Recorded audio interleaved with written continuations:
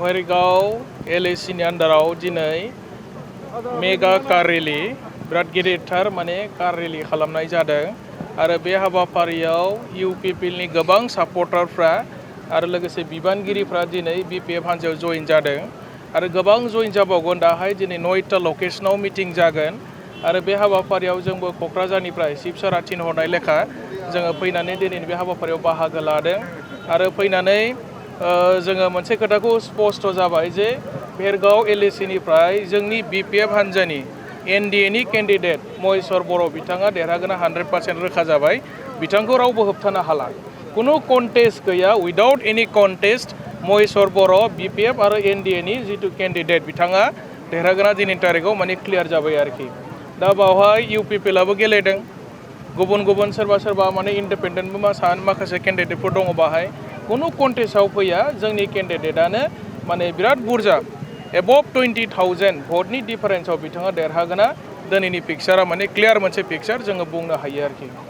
बुंनो थाङोब्ला नेरसोन बर' जाय इउपिपिएलनिफ्राय बिजाथि बिथाङाबोथ' बिपिएफनिमोन बेवहाय बिपिएफनि थाखाय जेबो फेक्टर जानाय नङा नामा नेरसोन बर'आ फेक्टर नङा दाबो इउपिपिएलखौ गोसो गोरबोजों नेरसोन बर'आ गनायनो हायाखै दासिमबो बिपिएफनि मानसिजों मानो जुगाजुग लायो बिथाङा दासिमबो इउपिपिएलखौ बिथाङा गावनि होननानै साननो हायाखै नेरसोन बर'नि पलिटिकेल जार्निया बिपिएफनिफ्रायसो स्टार्ट जादों बिपिएफ हान्जाखौ दाबो मोजां मोननायखौ गारजोबनो हायाखै बिथाङा दाबो बिपिएफजों बिथाङा रिलेसनाव दङ दा बेखौ इउपिपिएलनि मानसिफ्रा जुदि 100% फोथायोब्ला गोरोन्थि जागोन खोमा बिदि सानदों आङो आरो देरहानायाथ' देरहाखाया दिनैनि तारिखआव इउपिपिएलआ जोंनि बिटिसिआव माने इनभेलिड जाबाय रावबो पाब्लिकआ एक्सेप्ट खालामला थांनाय 5 बोसोर बिथांमोना डेभेलपमेन्टनि जेबो खामानि मावनो हायाखिसै खोथा बुङै बुङै डायलग मारिनानै mission vision meeting and planning बेखिनिल' माने इउपिपिएलआव सोलियो आरो mission vision planning and training and meeting बेबायदि मोनबासो सोदोबजोंनो बिथांमोना थांनाय 5 बोसोर बिथांमोना गल्डेन मोनसे चान्स मोन्दोंमोन खामानि मावनायनि बिटिआर एकर्ड जाग्रोमोना बिथांमोनखौ रायजो राजाफ्रा माने खामानि मावनो सुबिदा होदोंमोन बिथांमोना एनडिएनि एलायन्सआव दङमोन खिन्थु बिथांमोना खामानि मावनो रोङाखिसै 5 बोसोरखौ बारहोबाय दिनै बिथांमोना रावजोंबो एलायन्स गैया हारसिङै इलेक्सन गेलेदों थांनाय बाराव एलायन्स थासेयावबो बिथांमोना माने देरहानो हायाखै दा हारसिङै देरहानांगौ बिराद असम्भब दा बेनिखायनो 15टा एलएसि दङ बिटिसिनि आन्दाराव 15टायावबो इउपिपिएलआ माने जिर' मारिगोना 100% रोखा जाबाय आरोखि थानाय समाव जोंनि प्रमटफोरखौ थानाय समाव गोबां बाथ्रा फैदों रायजोनि सार्थआव जेखौ बुंनांगौ बे खोथाखौ जोंनि चिफ सारा बुङो खिन्थु पलिटिकेल सार्थनि थाखाय सोरनिबा खाथियाव गंग्लायनानै जोंनि चिफ सारा थाया बेखौ नोंथांमोना बयबो मिथिखागौ आसामनि रायजोआ मिथिगौ बिटिसिनि पलिटिसियानफ्रा बेखौ मोनसे मोजां अबजारभेसनाव दङ आरोखि नुबाय थानाय ससियेल मिडियायाव नोंथांमोननि माखासे लाइमोन फैबाय थानाय लाइमोनफोर 10 पास 12 पासनि गोबां दिनै टप 10 फोरनो फैसा होगासिनो दङ टप 10 जायफ्रा मोनगोन बिटिसि ओनसोलनिफ्राय 2026आव जायफ्रा मेट्रिक आरो हायार सेकेन्डारि परीक्षा लिरबाय अलरेडि बिथांमोननो माने जोंनिफ्राय फेलिसिटेसन खालामनाय जागोन गभर्नमेन्ट हिसाबै खालामगोन बेखौ जोंनि बिटिसि सरकारा माने मेट्रिकआव जायफोर टप 10 मोनगोन आरो हायार सेकेन्डारि बिथांमोनखौ जोङो एसे रांनि अनसुंथाइ होनानै सरकारि भाबै बिथांमोनखौ बरायनो थाखाय थांखि लाबाय बिनि बादैबो पिएइचडि स्कलार बिथांमोननोबो स्कलारशिप होनायनि थांखि लाबाय आरो बिनि उनावहाय जायफ्रा माने एन्ट्रेन्सआव पास जागोन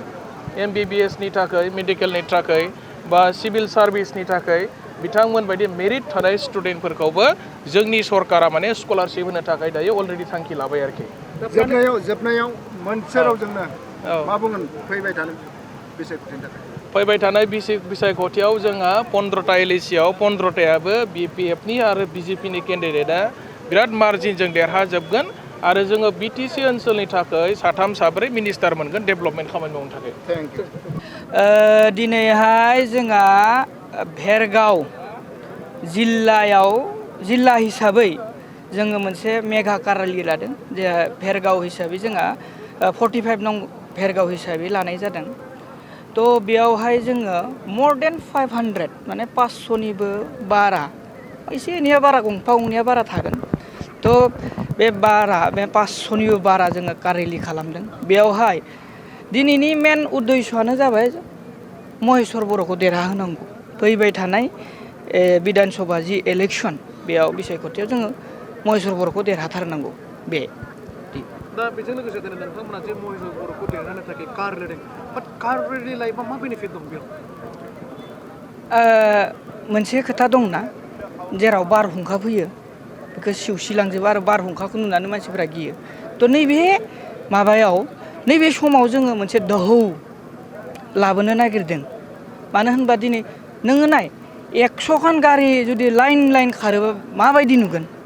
नङा होमबा जोंनाथ' 500था थ' 500था जुदि गारि खारोब्ला माबायदि नुगोन रायजोफोरा माबायदि नुगोन नंगौना नङा मेन खोथाया बिसोना थ' दोहौ मोनसे आरो दिनैनि दिनाव जोंहा मोनसे दोहौ फैबाय भेरगाव समस्ति हिसाबै जोंहा ओरैबायदि स्ट्रं मोनसे माने भेरगाव ब्लक हिसाबै इउथ एन्ड BSU लोगोसे पेरेन्टआथ' दंखायो अमेनाथ' दंखायो खिन्थु BSU आरो इउथ बे मोननैयानो हांगाटिक आरो जेरावहाय जेनेबा दिनै बिक्रम दैमारि दङ बिक्रम दैमारिया सोर नोंथांमोना मिथिखायो हा माखासे सेंग्राफोर दङ दिनैनि दिनाव नोंथांमोना नुगोन 1500निबो बारा सेंग्राफोर माने लाइमोन सेंग्राफोर सिख्लाफोर बोराय बुरै बेन्थ' जेसेबां UPPL दङ जेसेबां BJP दङ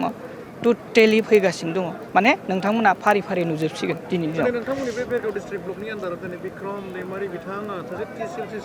चेयारमेन जानानै दिनै बिथाङा रल लागासिनो सासे केन्डिडेट बायदि रल लागासिनो दङ जे बिथाङा गासिबो हनखौनो नायो बिथाङा प्रथमबार BP दलनिफ्राय कार रेलिखौ मोनसे गोबां दिनै धौखौ देखायनो हादों मा बुंनो बेलायाव औ नंगौ नंथारगौ दिनैनि दिनाव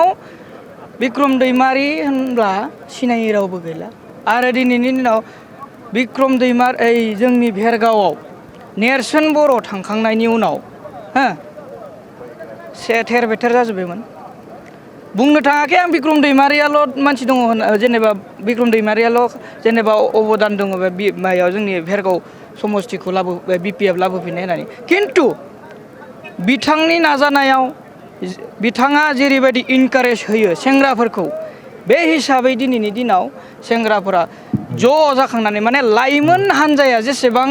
ज' जाबाय गोहोखौ दिन्थिबाय बिनि उनाव जेनेबा बिथाङा इनकारेज होनायखायसो नुजादों जेनेबा जोङो फैनानै जेनेबा दिनैनि दिनाव स्ट्रं खालामनो माबादों मोनदों आरो जेनेबा दिनै नोंथांमोननि बे BPF नोंथांमोना सासे जौगाफुनाय दिनै BSUनि नङा होमब्ला दिनै BSU जानानै नोंथांमोननि प्रायरिटिया मा थागोन जे नोंथांमोननि दा रुलिं गभर्नमेन्टआव दा फैबाय थानाय स्टेजफोरखौ माबायदि जौगाहोनो थाखाय दिनैहाय जोङो BSU हिसाबै जोङो अलरेडि जोङो सावरायबाय जोङो मोनबा टिम बानायना होदों भेटेनारि डिपार्टमेन्टआव मोनसे हेल्थ डिपार्टमेन्टआव मोनसे एग्रिकालचार डिपार्टमेन्टआव मोनसे माने मा जोंनि बड'लेण्ड जेनेबा BTC हालामाव बहुद जनगोष्ठी दङ जाति जनगोष्ठी दङ नङा होमबा बिथांमोना दिनैनि दिनाव मा जादों माबायो दाउ अमा बोरमा फिसियो आंनि फार्स्ट जेनेबा मावनांगौ खामानिया BSU हिसाबै जोङो बहुद BA MA पास खालामनानै दङ लाइमोनफ्रा खिन्थु दिनैनि दिनाव साकरि मोना जायनि थाखाय जोङो मा खालामदों ट्रेनिं होनानै दाउ अमा बोरमा फिसिनायनि ट्रेनिं होनानै जोङो सासे मानसिखौ जेनेबा साबलम्बी माबायदि खालामनो हागोन बेखौ जोङो नाजागासिनो दङ आरो नै आफ्टार इलेक्सन जोङो बे खामानिखौ मावगोन आरो नोंथांमोना नुदों जे भेरगाव जेनेबा अदालगुरि डिस्ट्रिक्ट हिसाबै जोंहा नाम्बार 1 केन्सार बेरामनि थाखाय अल आसामावनो थ' बिखौ जेनेबा केन्सार बेरामखौ माबायदि फाहामथाय जेनेबा लाबोनो हागोन बा फाहामथाय लाबोखांनायनि उनाव जेनेबा माबायदि जोङो एवारनेस जेनेबा लाबोनो हागोन बिनि थाखाय जोङो नाजागासिनो दङ बा जोङो डाक्टरफोरजोंबो रायज्लायबाय लोगोसेनो एग्रिकालचार डिपार्टमेन्टआव मा खामानि मावनांगौ मा खामानि मावनाङा बेफोरबायदिखौ जोङो अलरेडि जों BSU हिसाबै खामानि मावगासिनो दङ आरो जोंहाथ' जेनेबा थांनाय बाराव 5 गेरेन्टियाव 2 लाख करि मोनबाय लाइमोनफोरा थ' बे हिसाबै लाइमोनफोरा जेनेबा जिहेथु दाउ अमा बोरमा फिसिनायनि जि ट्रेनिं सार्टिफिकेट लानानै जुदि बै समावबो जुदि एसे एनै मोनो नामा बेखौबो जोङो साननानै जेनेबा दिनै जोङो डेभेलपमेन्टनि खामानि मावगोन आरो